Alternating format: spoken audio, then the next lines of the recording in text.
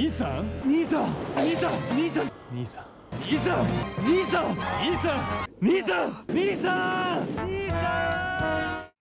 you're gonna have to get used to that from here on out, because Geki has a secret brother in the 11th episode of the all-new Mighty Morphin Zyurangers. So here we are again, continuing to compare the introductory story arc of Burai, the Dragon Ranger, with its American adaptation in the 5-part Green with Evil storyline. As of this episode, Jason Frank, who had been given an Act 1 introductory credit last time, itself unprecedented, is now moved into the opening credits. I'd say, even to little kids, this signals pretty heavily he's going to join up with the good guys, especially given he's clearly looking up reverentially to Zordon. Spoilers, they're not just for the Japanese anymore. Funnily enough, in Zyuranger, while Burai is credited in the opening of episodes in which he appears, including Part 1, the opening is never updated to visually include him. It even eventually adds his guardian beast, but never him. Anyway, when last we left off in Power Rangers, Rita had recruited and brainwashed a new kid named Tommy into becoming her own Green Ranger. He wrecked the command center, cutting the Rangers off from Zordon.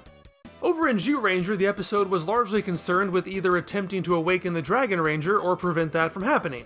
Burai only showed up at the very end to cause trouble. Because of those vastly different starting points, the second episodes diverge as well. Because of how much this storyline breaks from the status quo, there's very little footage from the hate-filled brother's sword able to be used in Green with Evil Part 2. I counted just under 2 minutes. But that does force Power Rangers to continue flexing its muscles in shooting footage that can match its Sentai counterpart in terms of effectiveness. Everyone say hi to Ryota! Hi Ryota, you walking plot convenience! Now everybody say goodbye to Ryota, because as I said last time, his story and friendship with Burai has absolutely no bearing on this story, and he does nothing but sit quietly in the scene before disappearing forever. And while this is the end for Gnome too, at least he does something on his way out the door. He and Barza provide Burai's exposition and the reason why they were so stupidly averse to revealing it. It's because Geki's backstory has a melodramatic secret. He was not actually born into the Yamato tribe royal family. He was adopted by them because they had no children of their own. I'm not really sure how Geki's previously mentioned sister fits into this idea. The word used means younger sister, so hey, I guess they had some good infertility drugs back in Dino days. Suffice it to say, she's not brought up during this flashback or ever again, and it's probably best we forget she existed. Anyway, at some point not long after that, Geki's birth father stages an open rebellion against the Yamato king. The king initially spares him, but Geki's father pulls a Frieza, so the king ends up killing him anyway. And of course, the dad brought his other son to the attempted coup because that's just good parenting. The young boy, told that he should be the king of the Yamato tribe, watches his father die and naturally swears revenge. He takes refuge in the Gnome Forest and then puts himself to sleep so that he can one day awaken and avenge himself against Geki, the son of the man who murdered his father. And that boy was Burai, Geki's older brother, dun dun dun! Also, the kid who plays young Burai would go on the following year to play Ko in Gosei Sentai Dairanger, whose American shoes would also be filled by Tommy, dun dun dun! Dun dun duns aside, this flashback doesn't make a lot of sense to me. The basic framework seems to support something that could be a good backstory, but it's so sparse, missing so many necessary pieces that it ends up just being confusing. And the last thing you want if you're writing a revenge-obsessed character is to have your audience questioning what the point of the vengeance even is. I'm left with so many questions.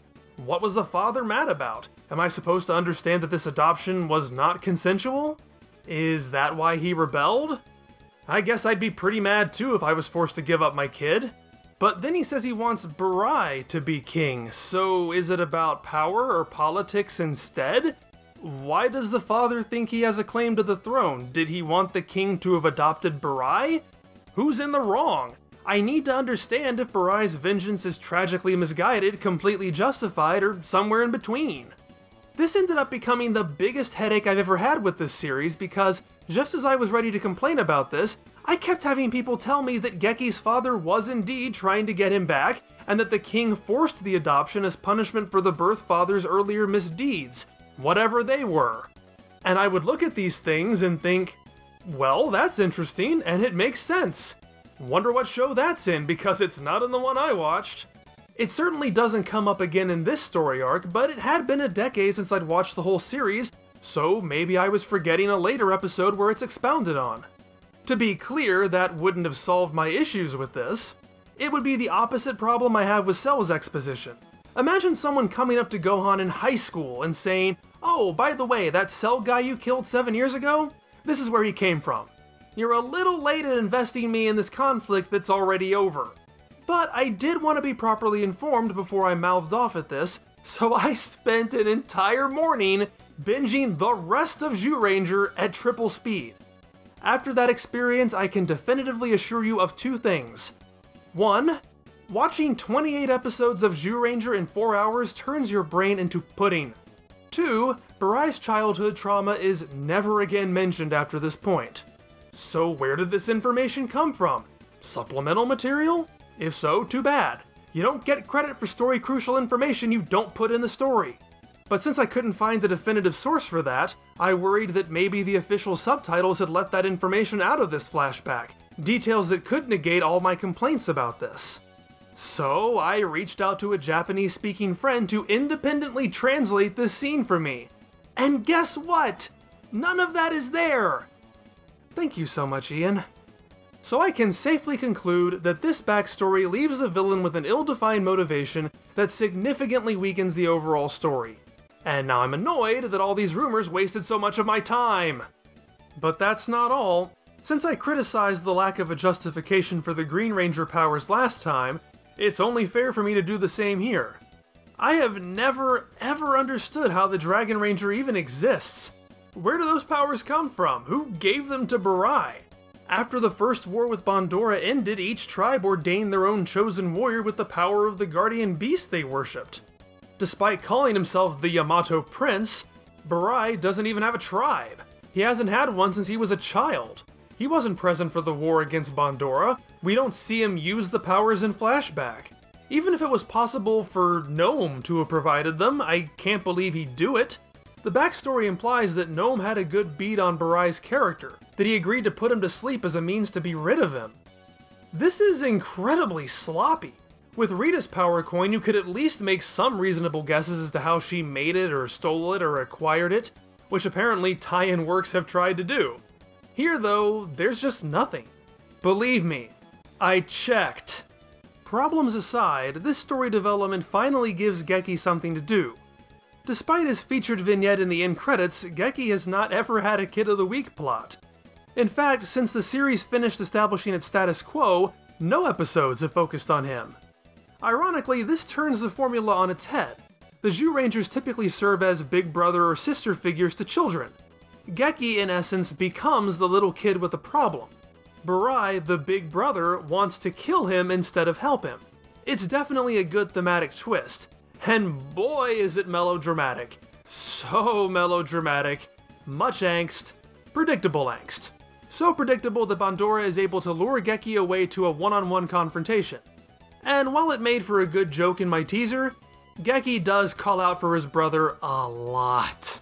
There's no way I'm going to bother to confirm this, but I would not be surprised if Geki utters Nissan or older brother more frequently than any other word.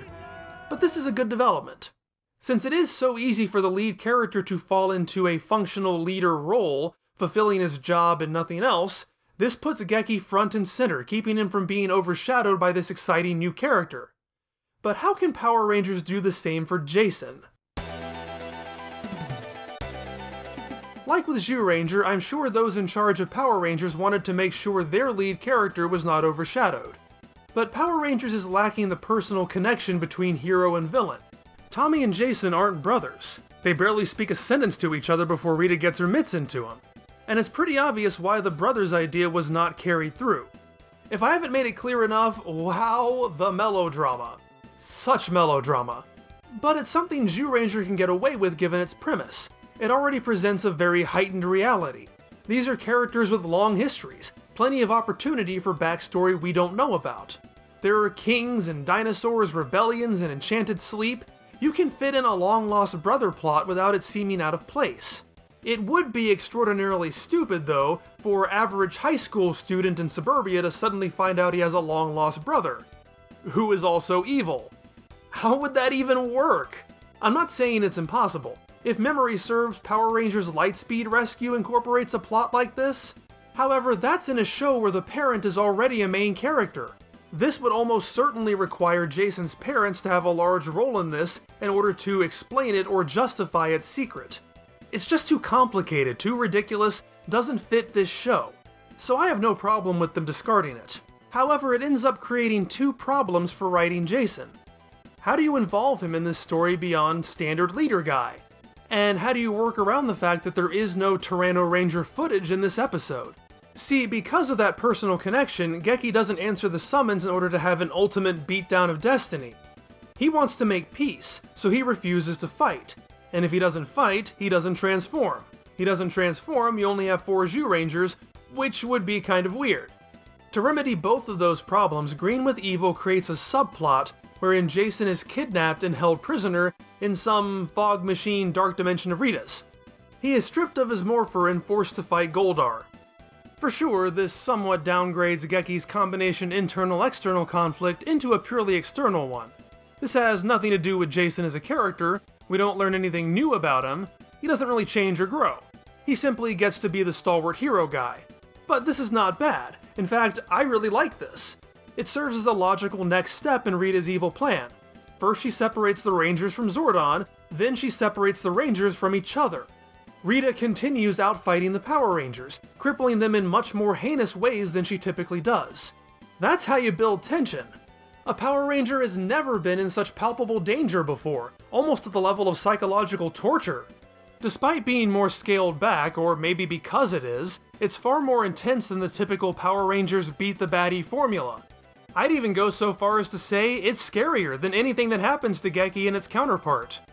Goldar has always existed as the villainous muscle, but this sequence truly cements him as a force to be reckoned with. Because of this sequence, Green with Evil Part 2 is the only cliffhanger in the entire story to not consist of the Power Rangers staring forlornly into the viewing globe. And as minimalistic as it is, I love this dark dimension. It's like what I said about Land of Despair, it's cheap and chintzy, but it's done well enough to sell it, to engage the imagination. And that was in Zyuranger. Outside of the command center, this is the first time Power Rangers has made me feel that way about one of their sets. In fact, Zyuranger has its own minimalist realm too. So if Zyuranger's contrived beginning allowed Power Rangers a head start, here's where the lead starts to shift. See, the Dragon Ranger plot, even if the execution faltered, has a clear path of escalation in its first 2 episodes. The first episode introduces the character, the second episode ups the stakes by having him join forces with Bandora. Burai has his own motivations. He's not brainwashed like Tommy. He wants to kill Geki and take over the world, so serving Bandora isn't necessarily in his best interests. That means she has to entice him. She offers him the sword Hellfried, arguing that since the Zyurangers have their legendary weapons, he'll need one of his own in order to stand against them. Guess there were no 10-year-old boys available to make another Durandal for them. The justification is kind of funny considering how easily he's already wiped the floor with them without a weapon, and even funnier given how the Zyurangers, with one exception, never use their legendary weapons throughout this entire story arc. That aside, it's a temptation that makes sense. She is offering him greater power, and it's clear why he would want that. And the episode does such a wonderful job juxtaposing these two factions of evil. As Bandora and her minions prance down to the beach performing their ludicrously campy musical number, you can tell Burai is thinking, who in the world are these idiots? Perfection. And yes, this is the introduction of the Dora song, the greatest piece of music in history. Power Rangers stumbles having to deal with this, and I'm not just talking about them cutting out the song. Rita already has Tommy. There's not any measure of doubt to his loyalty since he has no free will. The first episode already put all of these pieces into motion, so what were they supposed to do with the Green Ranger in an episode primarily about the villains joining forces for the first time? Sadly, not much more than spin its wheels. Hellfried is rechristened the Sword of Darkness. They actually add some backstory to it, reusing the same Goshi fight footage from Destroy the Dark Super Sword. They claim her knight bested Zordon's soldier and he delivered this sword to her. Just like with Burai's backstory, there's a lot of vagueness here. I mean, it's funny that they somehow got this sword out of footage of what is clearly an axe, but is this intended to be the same flashback from Happy Birthday Zack? Is it supposed to be the nasty knight or just some other knight? Even the phrasing is vague. Is it Zordon's soldier's sword or the knight's sword? I mean, it seems like it should be the former, but why would Zordon have an evil sword that brainwashes people? See, that's the story's justification for even doing any of this. The sword will tighten Rita's control over Tommy. Why? Has it wavered?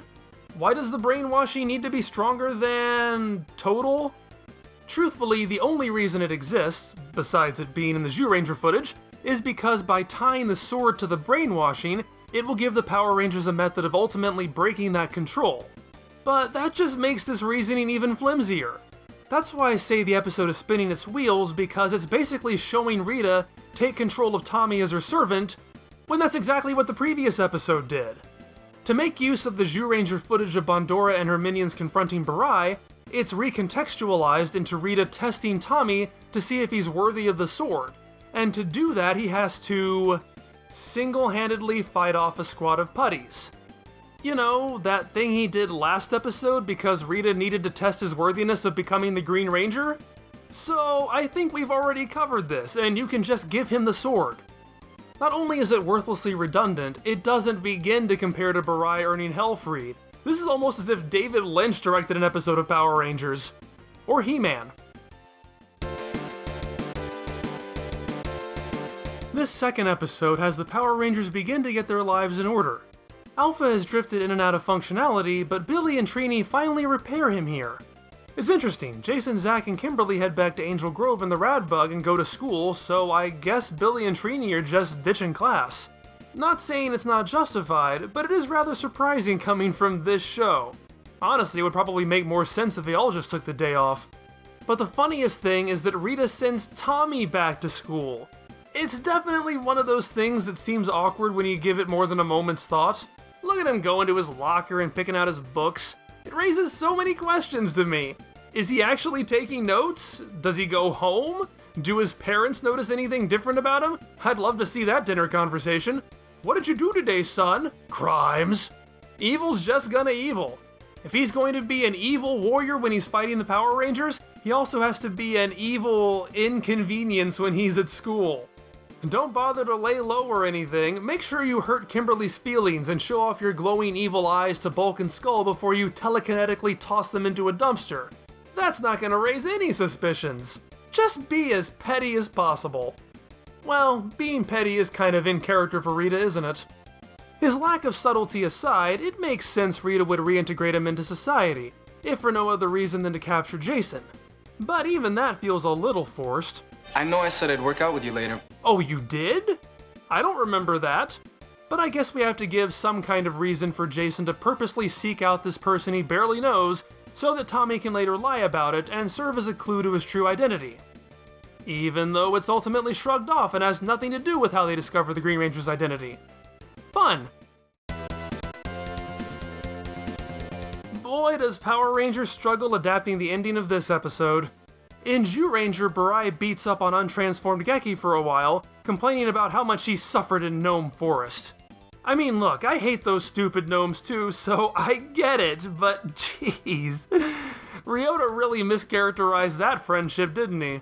If Burai ever retold this flashback, he didn't kick that boulder to save Ryota, he just wanted to break it into pieces so more rocks would fall on him. He spent years trying to murder that stupid kid, and Ryota never took the hint. Geki is so useless, Daijujin has to show up to put a stop to it, telling Burai that Geki will face him later. Daijujin even roughs up Geki, insisting that violence is in fact the answer, so cut it out with this pacifism crap. And apparently Burai is the only Zyuranger who can teleport. Not to be outdone though, Power Rangers adds a fire effect. Power Rangers has to use some of this footage, which is already difficult given how much of Geki they have to cut around, but it just doesn't work within their established rules. The Megazord is not sentient and can't simply show up on its own, so they once again reuse the teamwork summoning footage. You know, the one they cut Kimberly out of because Hiroshi's visible in the shot? But since Jason's stuck in purgatory, only 3 Rangers summon their Zords now. So where does the Tyrannosaurus come from? How do they form the Megazord without all the Rangers? Why did they include this awkward shot of Megazord silently gesticulating since, you know, it doesn't talk? Shut up, don't think about it. Oh, and don't think about this. When Zordon is gone and Zack is in charge, I guess that whole never escalate a fight rule goes out the window, since he has the Rangers summon their Zords just to step on Tommy, I guess. Yeah, this whole final act is so incompatible with Power Rangers, they just shrugged and hoped you wouldn't notice. I've actually gone back and forth a lot on this one, and I'm still not sure if I know how to properly score these. For story, mechanically, Zyuranger is a lot better. It doesn't have those redundancy issues with its villain, and its finale makes a lot more sense. This should be easy.